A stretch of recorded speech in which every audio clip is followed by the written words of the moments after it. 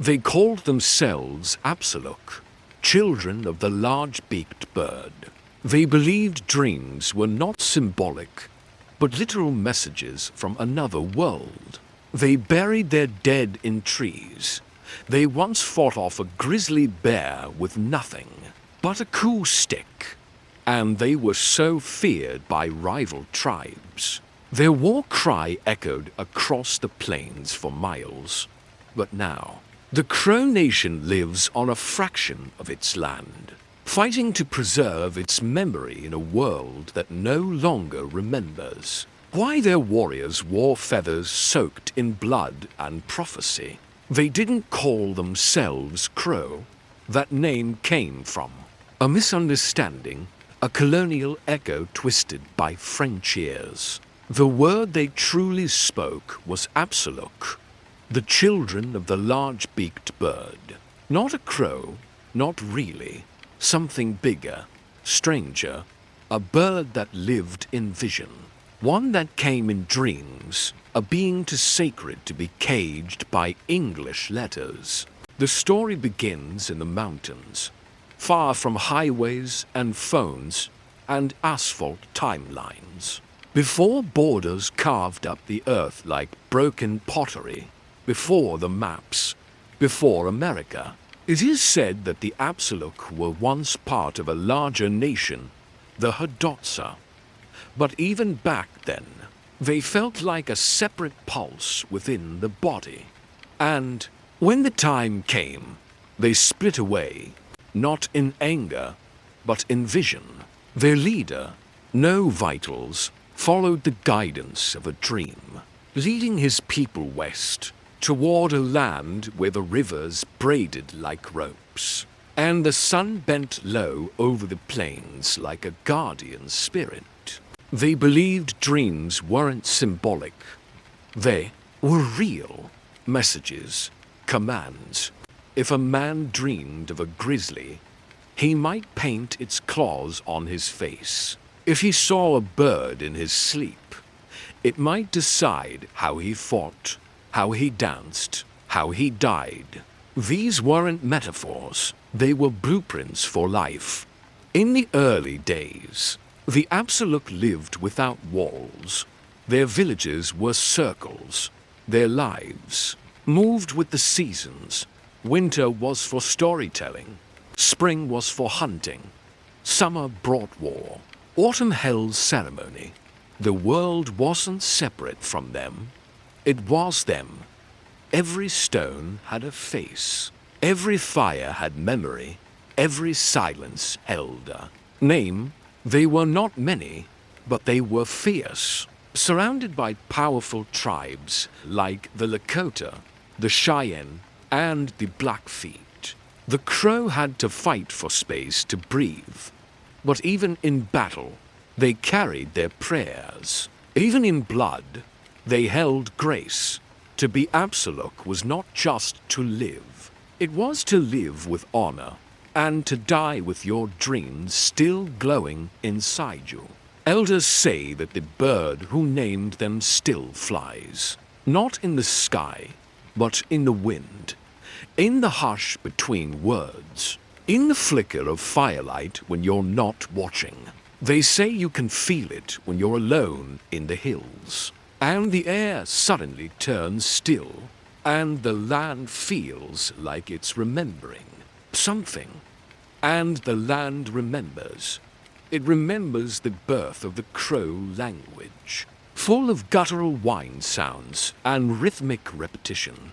It remembers the first tobacco planted by their hands, a sacred crop that came not for smoke, but for spirit. It remembers the ancient migrations, the stars watched from tipis, and the circle dances where young men and women became something more than themselves. Absaroka families were structured with care and complexity. The clan came before the individual. Every child belonged not just to their parents, but to the tribe. Uncles were second fathers. Grandmothers carried medicine not just in their satchels, but in their stories. Women could own property, choose partners, and lead spiritual ceremonies. This wasn't survival. It was balance. And balance, in a world this wild, was everything. Their warriors wore feathers in their hair, but only those earned through acts of bravery. A feather meant more than a trophy. It meant someone had risked everything not to kill, but to touch a living enemy and come back alive. Death could bring glory, but survival with honor was higher still. And always, in every tent, every heartbeat, every ride across the open prairie, the dream, the crow world was woven with symbols. A painted bison skull, a crescent moon on a tippy flap, a necklace made of bear claws and elk teeth. These weren't decorations. Part to asterisk, asterisk, asterisk, asterisk, asterisk, asterisk, asterisk, asterisk. They were memories made visible, echoes of visions. Proof that the world behind our eyes was just as real as the one before them. And yet, the wind began to change.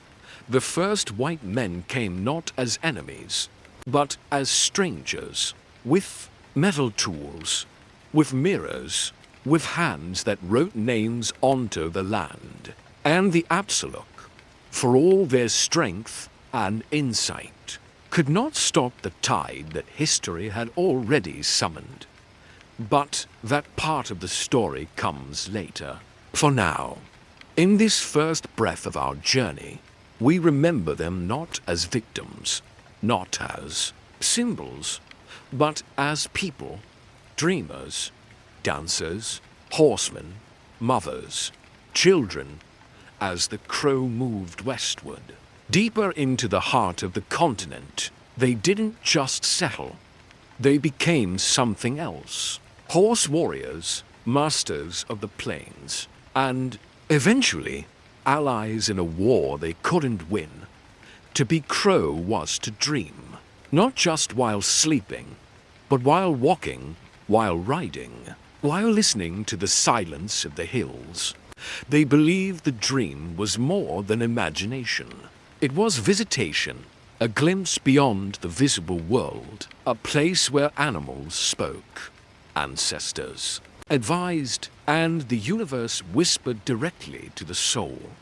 The Absaroka called this power box B, a kind of spiritual energy, deeply personal, deeply alive. Box B wasn't something you were born with. You had to earn it, seek it, and when it came, it changed your life forever.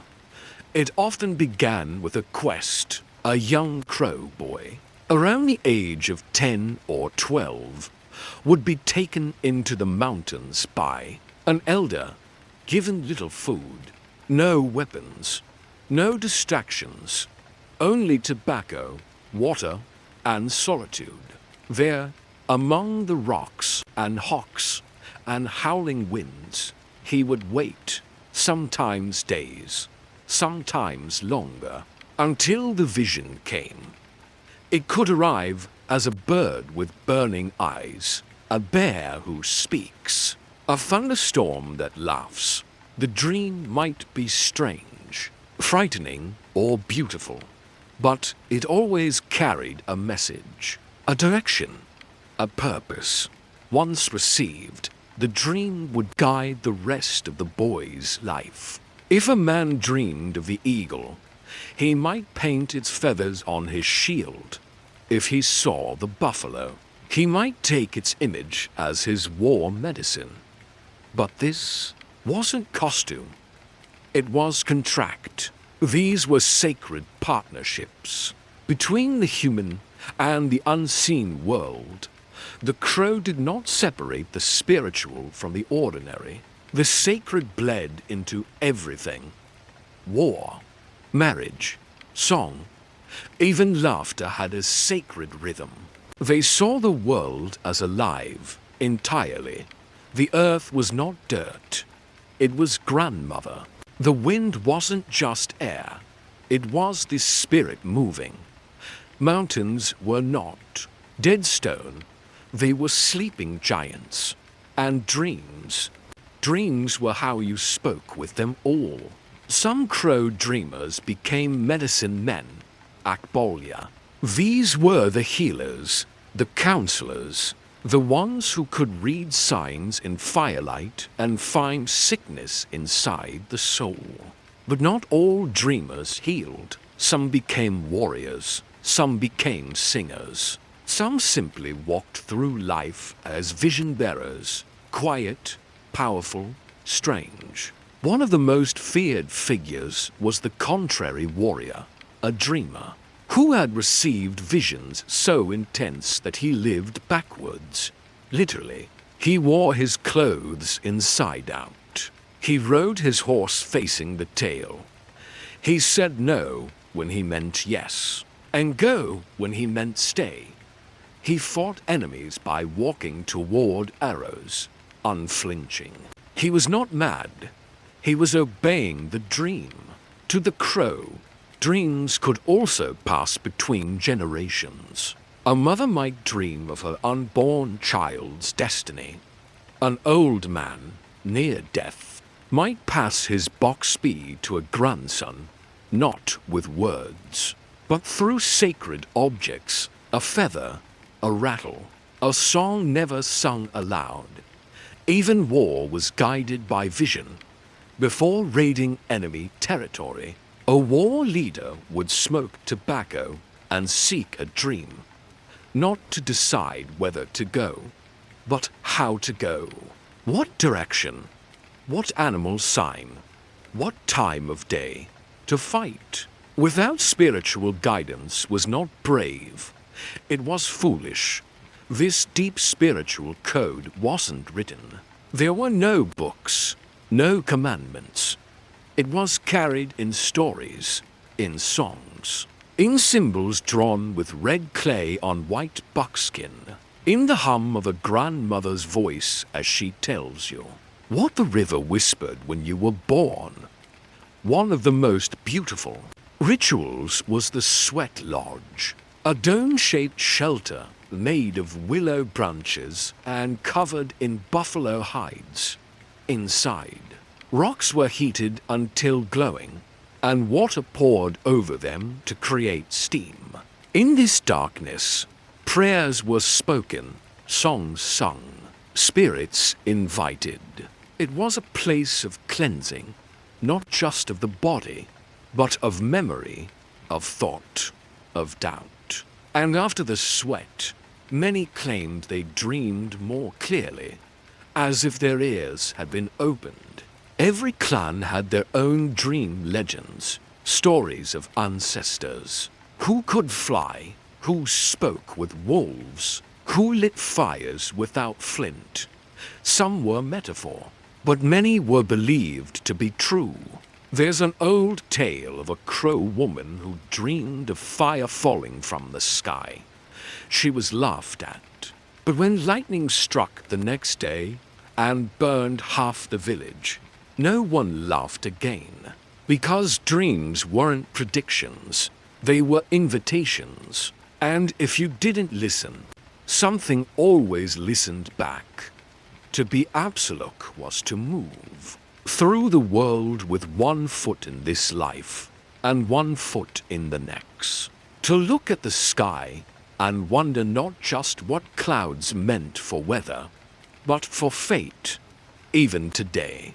In the small homes scattered across the Crow Reservation in Montana, dreams are taken seriously. A young woman might wake from a nightmare and call her aunt, asking what it means.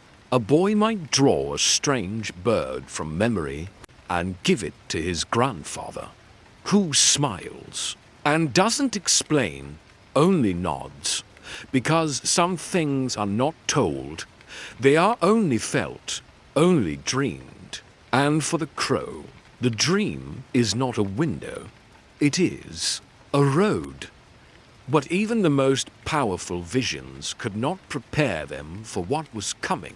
A future filled with war, betrayal, and a single warrior code that would make them famous across the plains. On the open plains, there were many ways to die, but to die without honor, that was the only real failure. And among the Absaroka, nothing defined honor more than counting coup. To outsiders, it might seem strange. Why would a warrior risk his life not to kill, but to touch an enemy and ride away? Because to count coup was not just bravery. It was poetry in blood. The ultimate defiance, to say, I touched you, and I lived. The word coup comes from the French, but the practice was pure Crow, ancient, ritualized, almost spiritual. It meant striking your enemy in close combat, sometimes with a hand, sometimes with a stick, not with the intention of taking life, but of showing you could have.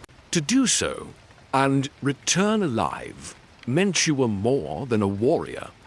You were chosen, marked, watched by the spirits. Coup was counted in for sacred ways, touching an enemy in battle and escaping alive, taking an enemy's weapon in combat, stealing a tethered horse from an enemy camp, leading a successful war party, and bringing everyone home. Each of these was dangerous, each a brush with death. But the first, to touch, was the most revered, and it had to be witnessed. Glory meant nothing if no one saw it.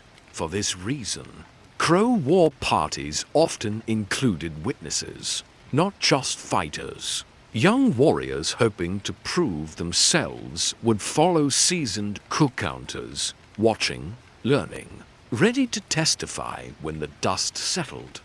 After a battle, there would be ceremony, a recounting. Elders and war leaders would gather, and those who had counted coup would stand before them, describing the moment in detail, not as a boast, but as a sacred memory, if accepted. They would be allowed to wear a new feather. Sometimes they cut notches into their coup stick, a long wooden staff carried into battle not as a weapon, but as a symbol. Some decorated theirs with dyed horsehair, eagle feathers, or small carved birds. Each mark meant, I was there, I lived, I proved myself among the Absaroka. War wasn't always about land or revenge. It was about honor. It was theater, yes, but with blood and real consequences. A single brave act could elevate a young man's status, bring gifts, and even dreams. Part 3 asterisk asterisk asterisk asterisk asterisk asterisk asterisk. Some warriors became legends in their own lifetime. To leggings, for example, was a Crow warrior whose life was later recorded in a rare first-person autobiography, translated by a white ethnographer, but told in his own rhythm and voice. Two leggings detailed not just battle, but the feeling of counting coup. The rush of wind, the nearness of death, the thrill of being watched by your ancestors. He remembered his first coup, how his heart thundered in his chest, how he rode into the enemy line, past arrows and screams, past his own terror. He struck a Cheyenne warrior across the shoulder with his stick. Just a touch, and fled. He was 15 years old. For two leggings and so many others, war was a language, a dance. And the highest achievement was not how many men you killed, but how many moments you faced death and didn't flinch. The Crow believed courage could be measured, but never faked. Cowardice was not punished by law. It punished itself. A man who shied from danger would feel it in how others looked at him. in how the wind moved around his tent, in the silence at the fire when his name came up. But for those who counted coup, the world changed. Songs were written about them. Children were named in their honor. And when they walked through camp, people moved aside, not in fear, but in deep spiritual respect. A coup was not always counted in battle. Sometimes it came at night, in acts of incredible stealth. A warrior might sneak into an enemy camp and untie a horse from under a sleeping man's head, or take an enemy's bow and leave a feather in its place. To return alive was victory. To be caught was death. But the risk was the ritual. The horse raids, especially, were a source of great pride. The Crow were horse masters, known across the plains for their daring and their horsemanship. One raid could change a man's entire life, especially if he brought back not just horses, but stories, and stories were sacred. Even women participated in warfare in rare cases, especially in defense of the village. Some women took up arms and joined raids. Others became warriors in name and action. Their stories are fewer, but still whispered in Crow families. Brave, unbreakable women who carried coup sticks and walked with feathers in their hair. But for all the courage, all the victory, there was a shadow growing. The enemies were changing. The battlefield was changing. Guns replaced bows. Maps replaced rivers. And soon, the Crow would be asked to ride not against the white man, but with him. A vision was coming. A boy would see something that no other Crow had seen before. A dream not of battle, but of betrayal. Before the horse, the Crow walked. They carried their world on their backs, across mountains, valleys, and rivers. But then came a creature with fire in its legs, wind in its chest, and spirit in its eyes. And the moment the Absaroka touched horsehide, everything changed. It wasn't just adoption. It was transformation. The horse didn't become part of Crow culture. It became central to it. They called them Ichik and treated them like kin. Horses weren't property. They were sacred. They could be traded, yes, but they could also be dreamed about, named, cried for, buried with ceremony. Horses, to the Crow, were more than tools of survival. They were souls with hooves. It's hard to picture the Crow without them. They rode with grace that defied physics. Children could ride before they could run. Warriors painted their horses for battle, symbols of lightning, war, spirit. A horse might wear a red handprint on its flank, marking its own bravery in a raid. But how did they get them? They stole them, and not in shame, in glory. Horse raids were a form of battle, an art, a declaration. The Crow didn't just steal horses for numbers, they stole for status, for proof, for pride. A warrior who returned with 5 enemy horses and his hair still in place had elevated himself in the eyes of every singer, mother, and chief. The targets were often old enemies, the Blackfeet, the Lakota, the Cheyenne. Entire Crow war parties would travel days through bitter snow or hot prairie winds, eating dried bison meat, following tracks, studying the movement of clouds for signs of danger or approval. When they reached an enemy village, they waited. Timing was everything. Raids happened at night, quiet, shadowy. One mistake and you die within arm's reach of your enemy's fire. The ultimate goal? To untie a horse without waking the man sleeping beside it. Some warriors left a token, a stone, a carved feather, a painted stick, to prove who had done it. The theft wasn't just a crime.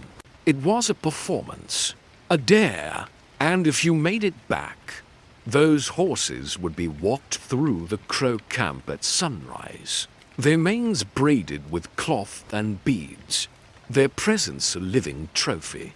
The more dangerous the raid, the greater the honor. Some warriors measured their entire reputation by the number of successful horse raids they'd led. It wasn't about killing, it was about the taking and the return. To leave the village, ride into enemy land, and come back with life still in your chest and the world still pounding beneath you. That was something close to divine. Even women played roles in horse culture. They named them, sang to them, helped raise the foals. Horses were gifted in marriage, mourned at death, and danced around during ceremonies. A woman might reject a suitor not by words, but by refusing the horse he offered her. And some women were riders themselves, quietly, powerfully, sometimes more skilled than the men. The Crow developed a language of horse paint, messages spoken in color. A red lightning bolt might mean speed. A black handprint meant survival. Blue signified sky blessing. It wasn't decoration. It was spell work. Warriors often chose their horses based on dreams. If you dreamed of a black stallion with white socks, you searched until you found one. The spirit world had spoken, and to ignore it was to invite misfortune. The Crow's bond with horses made them fast, mobile, impossible to pin down. Their camps could move overnight. Their warriors could appear on a ridge and vanish like ghosts. It gave them tactical superiority, not just over enemies, but even over white armies in the early years. But, of course, nothing lasts forever. As white settlers poured west, the value of the horse changed. They were now wealth, measured by government, taxed, regulated. Horse theft became a punishable crime in settler law, not a sacred tradition. Raids turned from glory to risk. Still, the Crow kept riding. Even today, on the reservation, you'll see young Crow men breaking colts at sunrise, women teaching their daughters to ride bareback, and once a year, at Crow Fair, they ride through town with full regalia, body paint, eagle feathers, war saddles, not as reenactment, but reminder that they are still here, still horse people, still wind-blooded and storm-hearted. To ride was to be free. To steal a horse was to own a moment of wild power the world could never tame. And for the Crow, that power lived not just in muscle, but in memory, because horses did more than carry warriors. They carried dreams, but soon, even dreams would be tested. One warrior, young, brilliant, full of vision, would look into the fire one night and see a future that made no sense. A future where the enemy's war blue spoke English and promised protection in one hand, while holding ink-stained paper in the other. A dream of betrayal was coming, and the man who saw it would change everything. He was just a boy when the vision came. A thunderstorm had rolled in fast, black sky, wind bending trees until they cracked, thunder like fists slamming the earth. The boy, huddled beneath a buffalo robe near the fire, closed his eyes, He hadn't eaten in 3 days. His sweat smelled like smoke and soil. Around him, stones glowed red inside the sweat lodge. The air hissed, thick with steam and tobacco. Prayers. And then the sky broke inside his mind. The boy saw white men marching, strange weapons, rivers poisoned, forests falling. He saw the buffalo disappear like breath in winter. Part for asterisk, asterisk, asterisk, asterisk, asterisk, asterisk, asterisk, asterisk, asterisk. And he saw his people, the crow, walking into a future shaped by paper. Instead of war paint, he would later say, I saw the white man's world, and we were ghosts inside it. That boy's name was Alaxkia Ahu, known to history as Plenty Coups. He would become the last great chief of the Crow Nation, and he would spend his entire life trying to answer the most painful question a dream can offer. The Crow had always been warriors. Their identity was carved in motion, riding fast, raiding bold, counting coup in the face of death. But by the mid-1800s, the world around them was changing faster than a galloping horse. The United States government had arrived in full force, not just with soldiers, but with treaties, maps, and boundaries. Land was no longer sacred. It was measured, named, and sold, and for the Crow. The danger wasn't just in losing their territory. It was in choosing who to trust. On every side, enemies pressed in. The Lakota had grown more powerful, flooding west after defeating their own eastern enemies. The Cheyenne and Arapaho still raided Crow lands, and the Blackfeet watched from the north with quiet hunger. The Crow were outnumbered, outgunned, surrounded, and Plenty Coups had a choice to make: fight the whites or ally with them. Most tribes chose resistance. The Lakota famously defeated General Custer at Little Big Horn. The Nez Perce ran, the Apache fought. But the Crow, they took a different path. They chose to dream forward. Plenty Coups believed in the vision he'd seen as a boy, a dream where the buffalo vanished and the world turned inside out. In that dream, the chickadee, the smallest bird, survived because it listened. It didn't fight blindly. It learned from others. It adapted. Plenty Coups told his people, the chickadee survives by listening to others. We must be like the chickadee. And so, the Crow allied with the U.S. Army. They became scouts, guides, translators. They helped the very army that would destroy other native nations. To many, it was betrayal, a stain. But to Plenty Coups, it was the only way his people would live long enough to remember who they were. He was right, and he was wrong. By choosing the Americans, the Crow kept a fraction of their land. The reservation, carved into modern-day Montana, still stands. They avoided the forced death marches that erased other nations.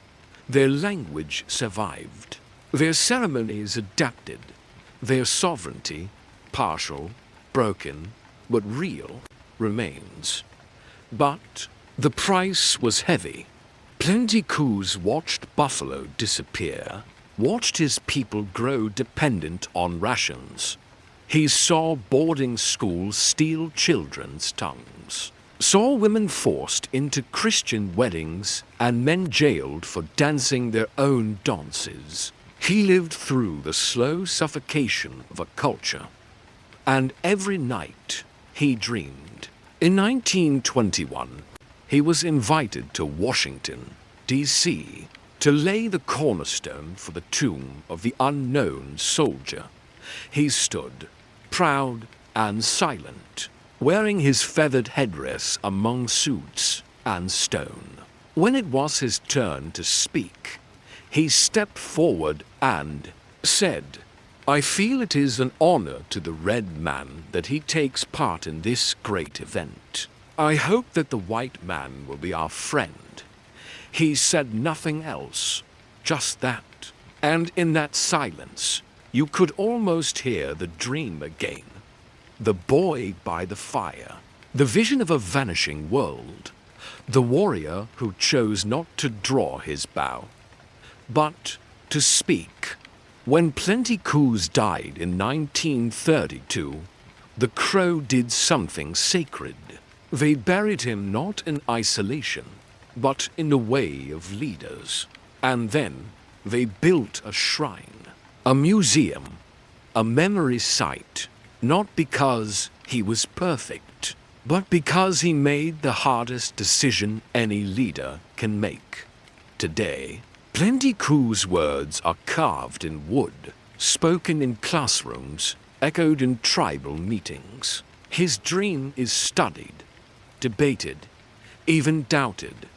But what's undeniable is this: he saw something no one else did, and he never stopped listening to the wind. Now, in the hills where the wind still carries old songs, some say you can feel him, not as a ghost, but as a presence, a reminder that survival is not always made by blade. Sometimes it's made by silence, by vision, by becoming the chickadee. But even as Plenty Coups tried to hold the future steady, the past was cracking beneath him. The treaties the Crow signed, the very ones that saved them, would soon be broken. Land lost, promises erased. The dream had bought time, but not safety. The Absaroka were never left alone. They lived in one of the most contested territories in North America, a rolling sweep of plains, rivers, and mountains that every tribe wanted and no one truly owned. From the north came the Blackfeet, from the east, the Lakota, from the south, the Cheyenne and the Arapaho. And in between all of them stood the Crow, not the largest tribe, not the richest, but the one most determined to survive. The Crow lived like a people always preparing for war. Their camps were mobile, scouts were always riding, horses were guarded like children. Even their stories were laced with strategy, warnings dressed as myth. To be Crow was to know danger at every border.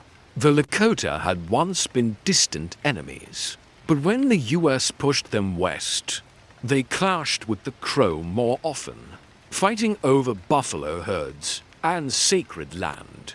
The Cheyenne had long-standing rivalries, blood for blood, wound for wound. The Blackfeet were colder, raiding in winter, silent as snow, and yet the Crow endured. Why? Because they fought differently. They didn't outnumber, they outthought. Crow warriors didn't seek pitched battles unless they had to. They preferred lightning strikes, ambush, deception, disappearance. They knew every ridge, every river crossing, every hiding place. Between the Big Horn and the Yellowstone, a Crow war party could be 20 men and still terrify an enemy force for times their size. But for every victory, there was always a loss. Fathers gone by sunrise, sons buried in silence, wives singing mourning songs by the river, placing tobacco in the water and watching it float away. The Crow kept a grief that didn't speak. It moved, through body paint, through feathers bent low, through stone tools placed in tree burials. so the dead wouldn't walk into the next world empty-handed. Even children were taught the weight of war, not with fear, but with rhythm. Boys were told the stories of heroic riders and tragic raids. Girls learned how to recognize danger in the wind. Entire clans carried bloodlines that traced their survival back through generations of ambush and escape. And all the while, the US government was watching, waiting, deciding. By the mid-1800s, the army had seen the Crows' strategic value. If they knew the land this well, perhaps they could be used. And when Plenty Coups led the Crow to ally with the Americans, it wasn't just a political move. It was tactical. The army needed scouts. No one rode faster than the Crow. No one knew the enemy movements like they did. The Crow helped track Cheyenne war parties, warned about Lakota movement. Some even rode with Custer, not because they believed in his mission, but because they believed in their own. It was a dark paradox. To preserve the Crow, they had to help destroy other native nations. The guilt of that decision still echoes, even today. On the reservation, older Crow men speak in quiet tones about their ancestors' choices. Some see it as survival, others as betrayal. Most see it as both, because history rarely gives clean choices, only hard ones. The irony is sharp. By siding with the US, the Crow kept more of their homeland than most tribes, while the Lakota were driven onto ever smaller plots, and the Cheyenne were scattered. The Crow held on to the Big Horn, to the Yellowstone, two pieces of their memory stitched into the dirt. But the danger never disappeared as settlers flooded. The plains, the old enemies faded, but new ones came in suits and boots, surveyors, speculators, missionaries, government agents. They didn't carry bows, they carried pens. And with them came the slow war, the quiet erasure, language forbidden, ceremonies banned, children taken to boarding schools, treaties made, then ignored. Part 5 asterisk asterisk asterisk asterisk asterisk asterisk asterisk asterisk then broken. The Crow fought this war too, not with coup sticks, but with patience, resistance, legal cases, storytelling, cultural revival. Elders who whispered words to children even when English was enforced. But back in the 1800s, when the enemies still rode on horseback, there was only one rule: never assume safety, not even for a day. A Crow camp might rest for a night, but always with one eye open, a stick pressed in soft soil. If it fell overnight, it meant something had passed nearby. A spirit, a man, a warning. Horses tied close, fire kept low, drums played sparingly. They called their world Ashkopawatchashi, war with all tribes. But this wasn't just about violence. It was about balance. The Crow believed even enemies had spirits, that courage was sacred on both sides. A Lakota who fought well was still to be honored.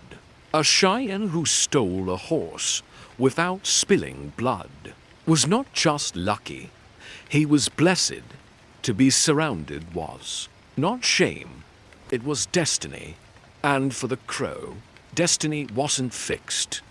It had to be ridden, guided, dreamed into.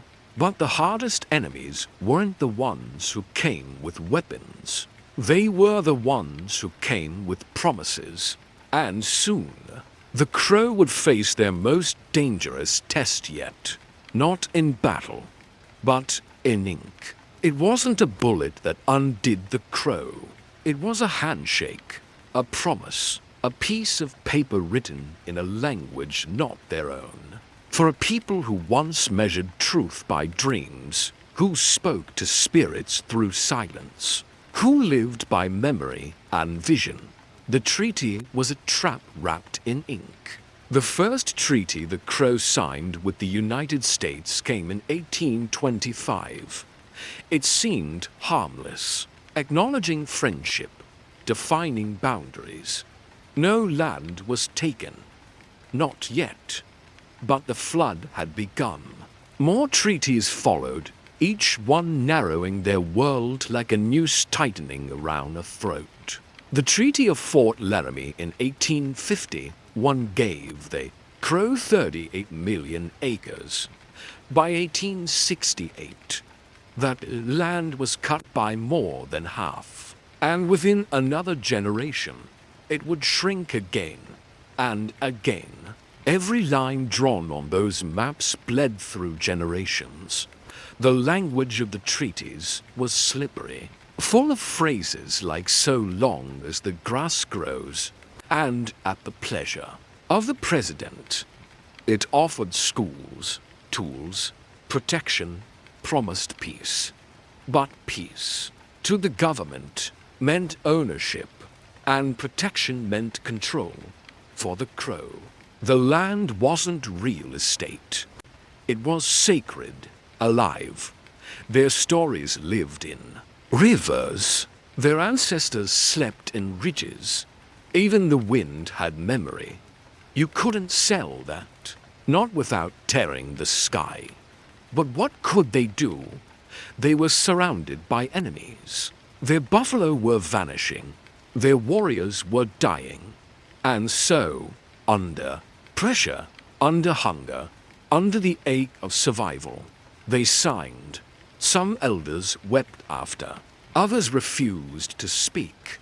Some tore their clothing in mourning, as if a funeral had occurred. Because it had. Each treaty wasn't just the loss of land. It was the loss of sovereignty.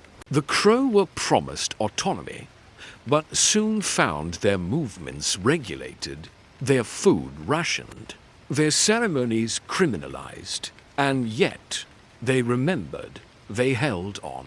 They held on through the 1880 Allotment Act, when the U.S. government divided tribal lands into individual parcels, slicing communal living into private ownership. What remained, the surplus, was sold to settlers. They held on through the boarding school era, when Crow children were taken, shaved, renamed, and told to forget their language. They held on when outsiders flooded in for coal and oil and grazing contracts, stripping wealth from the land while Crow families lived in poverty on the very soil their ancestors bled for. And still, through all this, they remembered. Some elders began to call the treaties what they really were: weapons. Weapons of erasure, of confusion, of quiet violence. There is an old Crow story about a man who trusts a stranger. The stranger gives him a gift, a mirror, something shiny and new. The man looks inside and sees himself, but somehow smaller, a little less than before. The mirror becomes a cage. The man forgets his name, but not his soul. That was the treaty. A mirror dressed as friendship, a cage that looked like law. But the Crow were never passive victims. They resisted, not with arrows, but with persistence. In the early 1900s, Crow leaders began challenging broken treaty terms in court. They lobbied in Washington, testified before Congress, filed legal actions against the U.S. for stolen land and mismanaged funds. Some of these battles took decades. They weren't just fighting for land. They were fighting for memory. Because in those mountains and rivers and valleys were not just resources. They were pieces of identity. Every acre taken was a word stolen from a prayer.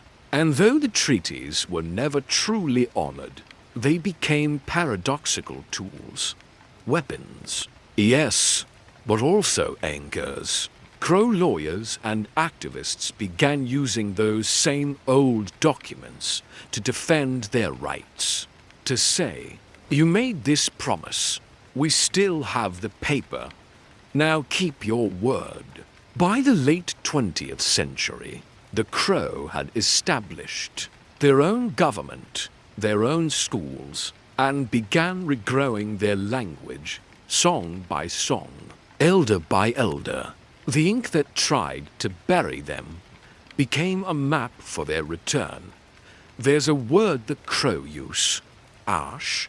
It means sacred breath.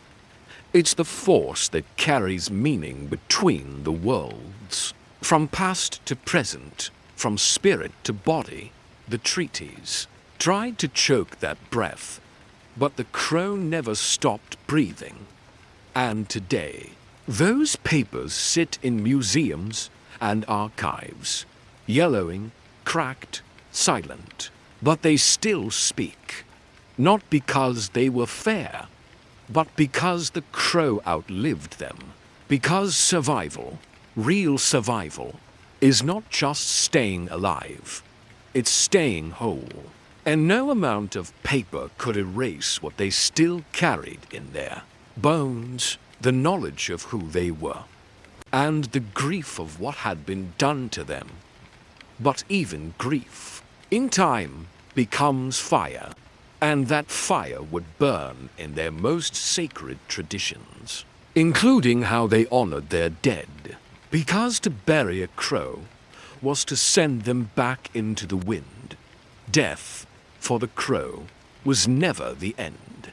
It was a doorway, a transition from one world to another, not downward, but upward. For the Absaroka, the dead belonged not to the earth, but to the sky. When a crow warrior died, he was not buried in soil. He was lifted. Family members carried his body to a sacred hilltop, often one he had hunted near or dreamt upon. They laid him on a scaffold, a platform built from branches, and prayer, high enough to touch the wind, open enough to speak to the stars. There, his body returned to the spirits, not beneath, but above. This was more than a ritual. It was a declaration that life does not rot in darkness. It rises, bone by bone, into memory. Crow burial scaffolds dotted the landscape like quiet cathedrals, each one a monument to someone loved, someone lost, someone still listening. Sometimes mourners would return weeks later, bringing fresh offerings, beads, feathers, bits of food, not because the dead needed it, but because the living did. Grief was not a weakness in Crow tradition. It was a sacred responsibility. When someone died, those closest to them would cut their hair, slash their clothing, smear ash or black paint across their faces. Some would fast, others would cry for days, not just from sorrow, but to help guide the soul to the next world. One mourning woman was once asked why she wails so loud each dusk. She said, "I must teach the stars his name." Even horses mourned. In some cases, a man's most trusted horse was released to run wild after his death, unburdened, unbridled. A symbol of freedom for a soul set loose. And children were taught early that when thunder rolled across the valley, it might be a warrior galloping across the sky. These beliefs carried the crow through their darkest hours. When colonization came and bodies began to pile from disease, war, and starvation, the US government demanded the crow stop their sky burials, called them unsanitary, primitive, ordered them to use Christian cemeteries instead. But many families refused. They climbed hills. In secret, Part 6 ********* built scaffolds at night, whispered old songs as they wrapped their dead in buffalo hides and whispered, "Fly home." Even today, some scaffolds remain. Weathered wood, bone-white poles, tied with faded cloth and sage bundles. Historians call them artifacts, but to the crow, they are still holy, and the teachings remain, passed from grandmother to grandson, from father to daughter, because the sky holds stories, and the wind knows every name.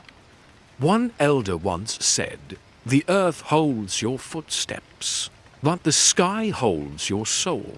In crow cosmology, the soul doesn't vanish. It continues, sometimes as a bird, sometimes as a shadow in a dream, sometimes as a sudden gust of wind that smells like the river and the fire at once.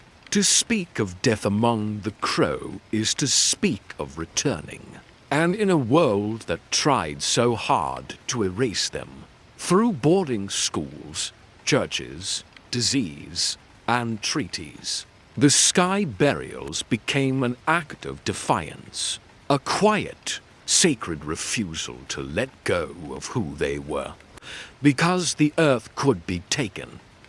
But the sky, that belonged to the crow, today, some young Absaroka return to those old places. They walk the hills, stand beneath the big Montana sky, and speak softly as if someone might still be listening. And maybe they are. A breeze moves, a hawk circles, and for a moment the air feels heavy with presence, not grief, not pain, but recognition that this tribe, this nation, torn and scattered by centuries, still remembers how to honor the dead, not with headstones, but with height, not with silence, but with song. Because when the crow bury their dead, they don't say goodbye. They say, "We'll meet again," in the wind, and soon they would need that wind, not for mourning, but for gathering. Because after so many losses, a fire was returning to the Crow Nation. And it would begin not with warriors, but with women. Some nations are saved by swords. The Crow were saved by their women. When warriors were buried and treaties turned to traps, when buffalo were gone, and languages banned, it was the Crow women who stood between silence and survival. They were not warriors in the traditional sense. They didn't ride into battle with coup sticks or paint their faces with thunder, but they carried something far sharper than blades. And in a world built to forget them, memory was a weapon. Crow society was matrilineal. That meant names, homes, and clans passed down through the mother's side. A child belonged to the mother's clan, and so it was women who held the threads that tied generations together, who remembered the songs, the dreams, the taboos, the medicines. Without them, the past would vanish. With them, it endured.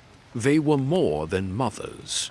They were teachers, historians, healers, spiritual anchors. It was women who stitched ceremonial garments with hands guided by ancestors. It was women who, whispered old prayers into newborn ears. It was women who refused to let their children forget who they were, even when boarding schools scrubbed their names away. One story tells of a girl taken to a school where speaking Crow was punished with soap and lashes. Her grandmother followed her there, staying in a nearby boarding house, just to whisper Crow words through a fence each morning before sunrise. "They can cut your hair," she said, "but they can't take your tongue if you keep using it." These women didn't wear feathers, but they bore the full weight of a vanishing world. And still, they stood. Through government raids and Christian missionaries, through policies that tried to redefine their roles, through decades of being told their ways were backwards, they raised generations beneath the pressure of extinction, and they never broke. In times of crisis, they became leaders. When the Crow government modernized, it was women who demanded representation. When cultural revival began in the 20th century, it was women who revived ceremonies, regalia, lullabies. In the 1940s, a Crow woman named Pauline Small became the first female tribal council member, long before most American women had political voice in their own nations. She was soft-spoken, but sharp-eyed. She said little, but people listened. When she did, today, women lead as educators, historians, and spiritual caretakers of the tribe. The language programs that are bringing Crow back into classrooms, mostly led by women.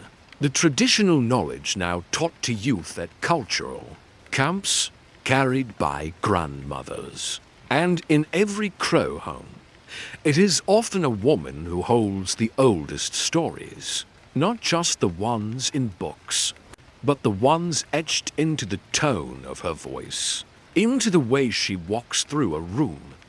Even the sacred tobacco bundles, used to pray, to give thanks, to communicate with spirits, are tied by women's hands, because in Crow belief, a woman's spirit can carry messages more gently, more clearly. There is a word the Crow use, boptua. It means storm woman, a woman who walks with wind behind her, a woman who does not break when the world shakes. So many Crow women are that storm. They do not need to shout. They do not need to demand.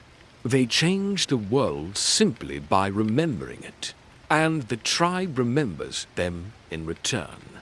In honor songs, in giveaways, in feasts where the names of grandmothers are spoken with reverence, as if saying them out loud keeps the earth spinning, because it does for the Crow. The survival of their nation was never just about warriors or treaties or guns. It was about those who carried the invisible weight, and in every era, from the old days of migration to the sharp edges of modern America, it has been the women who gathered the shattered pieces of culture and stitched them back together. Now, their daughters rise, learning Crow in immersion schools, dancing in traditional dresses with elk tooth rows shining like raindrops, telling stories that were once nearly lost.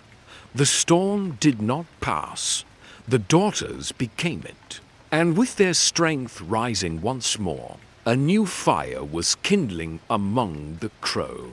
One not of war or mourning, but of return. Because next comes the remembering. A language is more than words. It is breath passed from ancestor to child. It is thunder and whisper, myth and map. And when it disappears, something greater than speech is lost.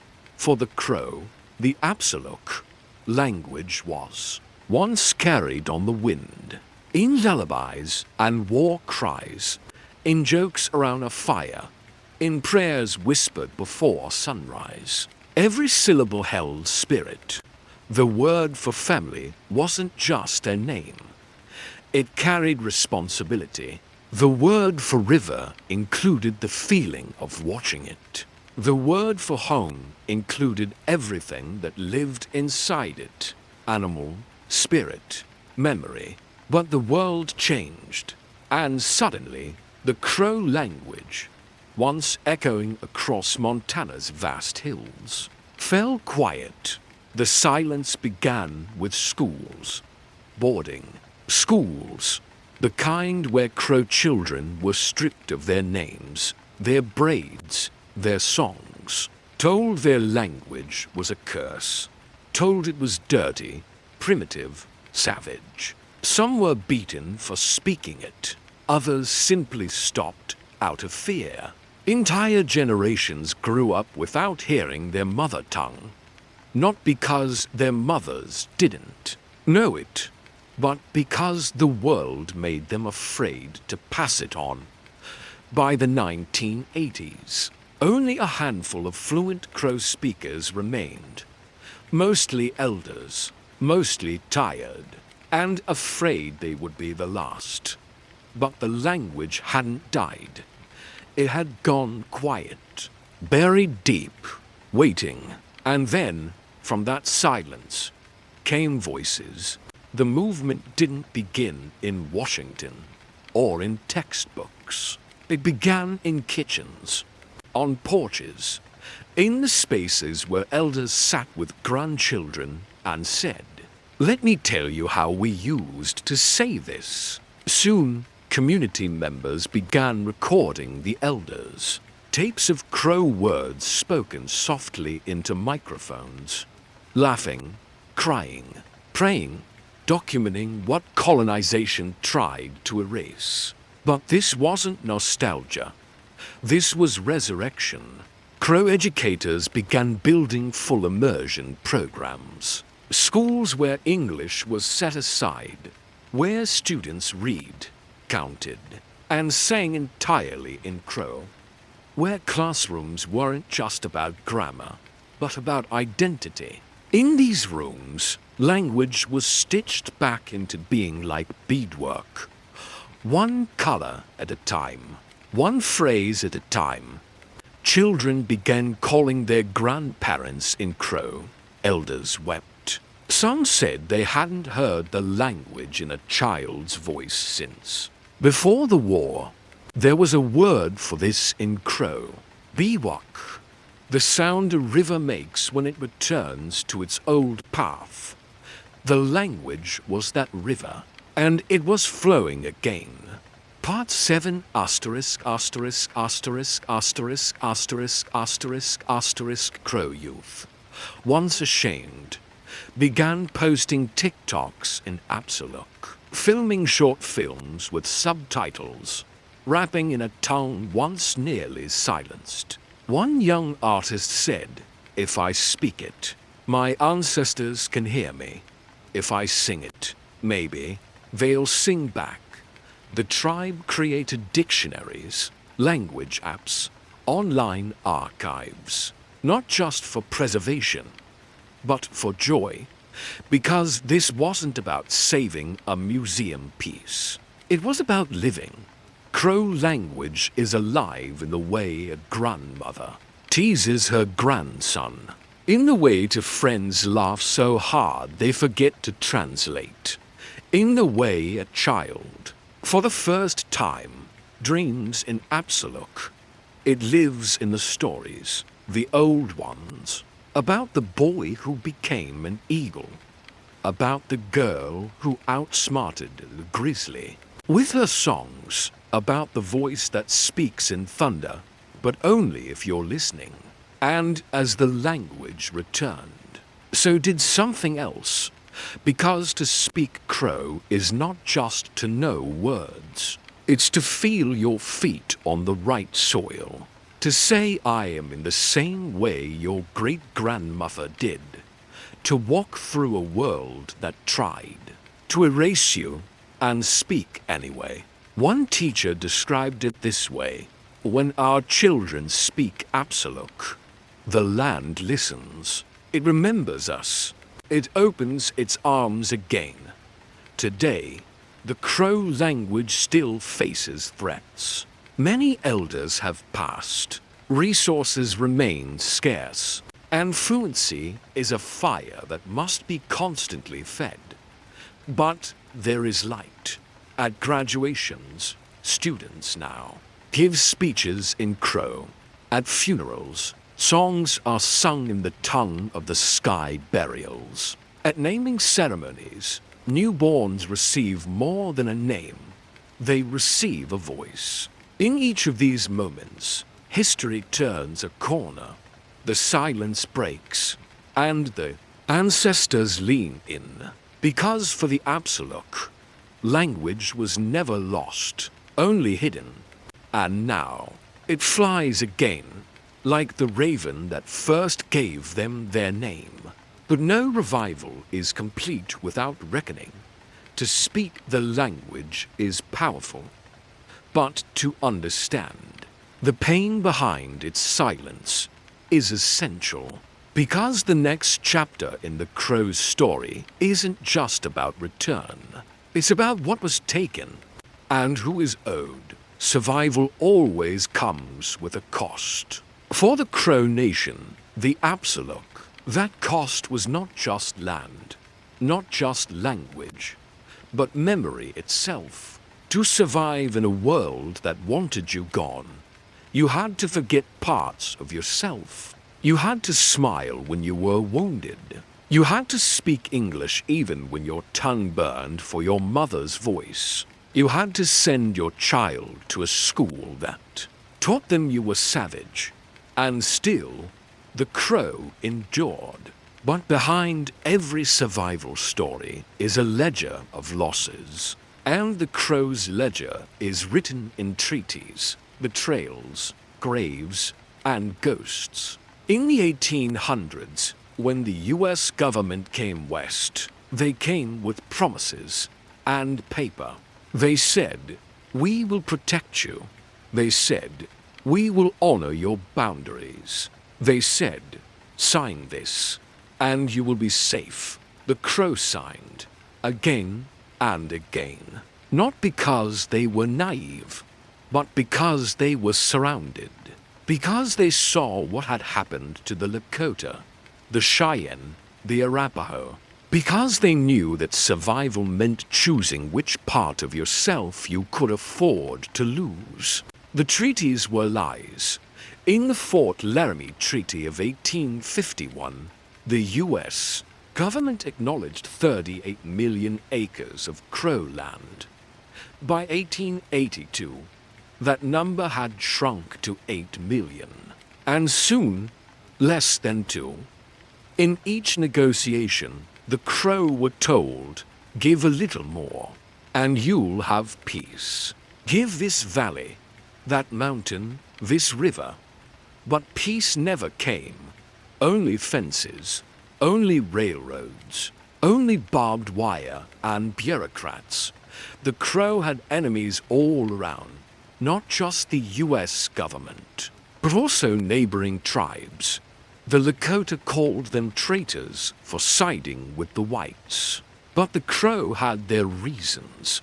They had fought the Lakota for generations. Their enemies came from the north, not Washington. And when the U.S. offered them weapons and horses in exchange for alliance, the Crow chose survival. But survival made them outcasts, and even today, some native communities still see them through that lens. The tribe that sided with the Bluecoats. The truth is messier and more tragic. Crow Scouts rode with General Custer at the Battle of the Little Bighorn, not because they loved him, but because they knew the land, because they hoped, in some fragile, desperate way, to protect what little they had left. And when Custer died on that hill, So did any illusion of safety. Soon after, the US turned from cooperation to control. They built agencies, imposed Christian laws, banned the sun dance, forced children into boarding schools, and turned the reservation into a cage of rules and rations. The buffalo, the soul of the Crow world, vanished, wiped out not by hunger, but by strategy. The government knew. No buffalo, no freedom, no freedom, no resistance. One Crow elder said when the last buffalo fell, "We knew. We were next." But still, the Crow did not vanish.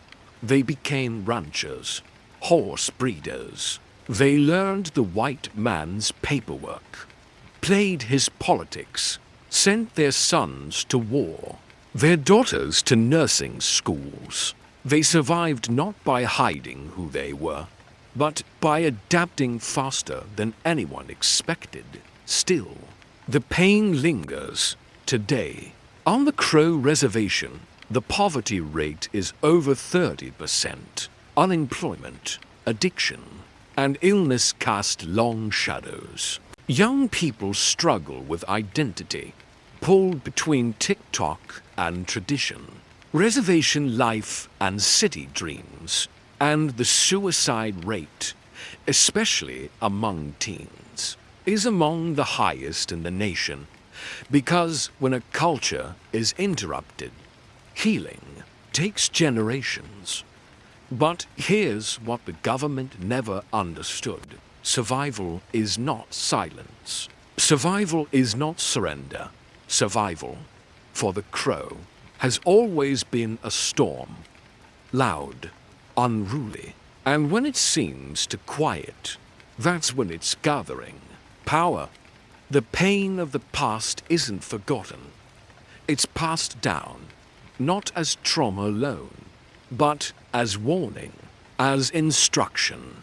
Grandmothers say, "This is why we speak Crow in the mornings. This is why we dance. This is why we fight for our land in court." Because the price of survival wasn't just paid by the ancestors. It's still being paid now. In every tribal council, meeting where someone fights for water rights. In every classroom where Crow history is taught truthfully. In every prayer circle where someone says, "Let us not forget what was taken." But this chapter, this moment, is no longer about what they lost. It's about what they're reclaiming. The Crow have lawyers now, filmmakers, language activists, social workers, and school board members. They walk both worlds, the old and the new, and carry a fire that will not be smothered. Because survival was never the end goal, and the Crow are no longer just trying to survive. They're building something new, something bold, something that still carries the sound of hooves in the sky. Some say thunder is just weather, just sound and sky. But to the Crow, thunder is memory. It is the drumbeat of the old world, a signal that something sacred is still moving through the mountains. Even now, in this modern age of cell towers and concrete, the Crow believe the thunder never left. It simply waits. Waits in the hills above Lodge Grass. Waits in the cottonwood groves near the Big Horn River.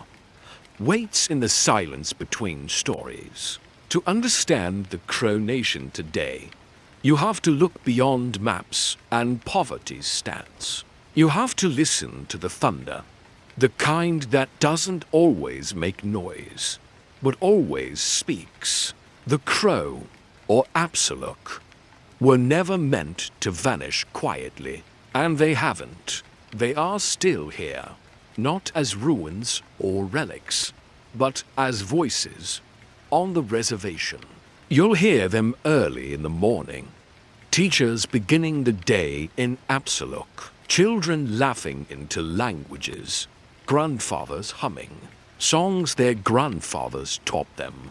Clip 8 asterisk asterisk asterisk asterisk asterisk asterisk asterisk. You'll see Crow women wearing elk tooth dresses at school board meetings. You'll see veterans wrapped in the flag of a country that betrayed them, holding their heads high because they chose to fight. You'll meet a new generation of warriors, not with spears, but with stories, with legislation, with cameras and code and curriculum.